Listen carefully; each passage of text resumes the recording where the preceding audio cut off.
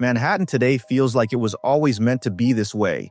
Glass towers climbing through the fog, luxury boutiques next to 99-cent pizza joints, and yellow taxis streaking past $20 million brownstones like it's all one seamless design.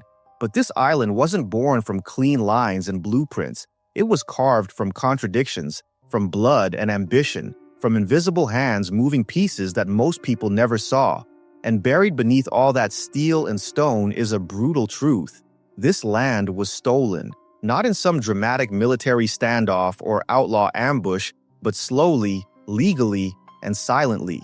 It all started with a transaction that's still taught in schools as if it were some harmless business deal, the so-called purchase of Manhattan in 1626 by Dutch colonists, a deal supposedly made with the Lenape people for goods worth 60 guilders, or about $24 by old estimates.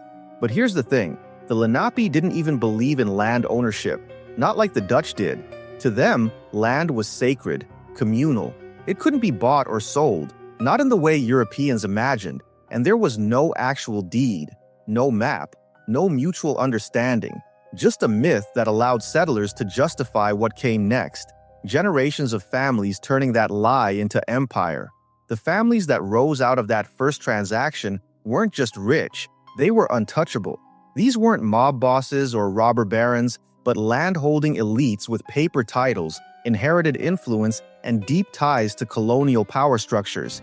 They didn't steal with guns, they stole with ink, with surveyor tools, colonial seals, and connections to lawmakers who drew lines on maps without ever setting foot on the land they were dividing.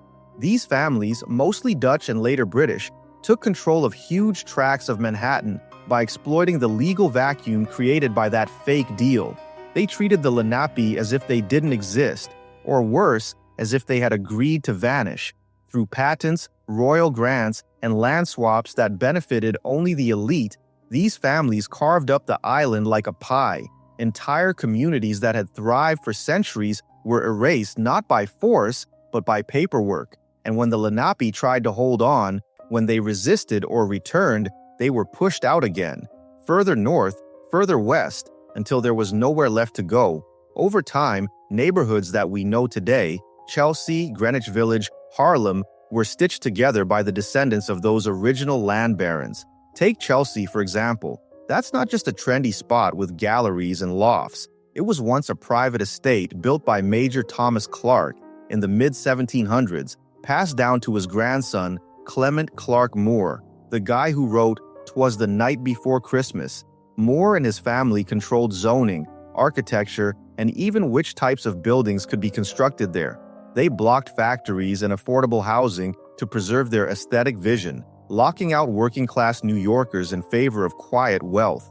They claimed they were protecting their land's heritage, but what they were really doing was preserving a monopoly, and they weren't alone.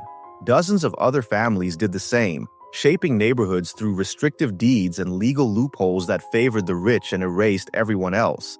But if you want to understand how deep this theft went, you have to look at one of the most infamous examples in New York history, Seneca Village. This was a thriving Black community on the west side of Manhattan, between what's now 82nd and 89th Streets near Central Park. It was founded in 1825 by free Black families, many of whom had fled racial violence downtown and were trying to build something stable, something their children could inherit. They built churches, schools, cemeteries. Some even owned property, a radical act for Black Americans in the 1800s. But in the 1850s, the city decided it wanted to build a park, a big one, something to rival the green spaces of Europe. They called it Progress. They called it Central Park. And to make it happen, they used a tool called eminent domain, a legal way of saying, "We're taking your land, and there's nothing you can do about it." The families in Seneca Village were forced out. Some were given compensation, but it was a fraction of what the land was worth. Many didn't even get that. Their homes were demolished, their graves uprooted, and their entire community gone. Seneca Village wasn't some slum. It wasn't an illegal settlement. It was one of the most successful Black communities in New York City, and it was erased in 2 years flat, with barely a whisper of protest from the public. Why? Because the people who lived there weren't powerful. They weren't connected. They didn't have family names carved into city buildings or ties to city planners. The land was valuable, and that was enough. Today, most people have no idea it ever existed. They walk through that section of Central Park, sipping lattes, jogging, taking wedding photos, and they don't realize they're stepping on what used to be someone's front porch. Archaeologists have found bits and pieces, foundation stones, utensils, a child's shoe. But the people? Their names aren't on any plaques. Their stories aren't in most textbooks. The land was taken, and so was the memory. And this didn't stop in the 1800s. Into the 20th century, families like the Wendells, one of New York's most private and powerful real estate dynasties, held massive amounts of Midtown land. They refused to sell, refused to renovate, and refused to cooperate with the city.